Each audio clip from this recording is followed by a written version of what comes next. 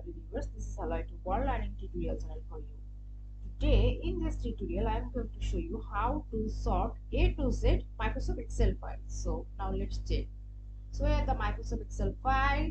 See, this is the randomly I will select it and kinds of things. This is the ML model. This is the column name.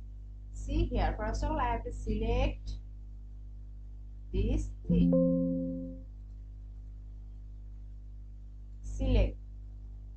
So go to the sort and filter. So he sees this.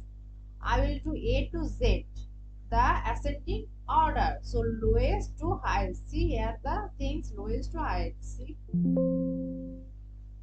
short warning. Microsoft Excel found data next you to select. Since you have not selected this data, it will not be sorted. So what do you next to spend this thing? So sort C A B C. In this way you can sort from the ascending order A to Z. So thank you so much for watching this video. Please subscribe to this channel. Hopefully this tutorial will help you so much.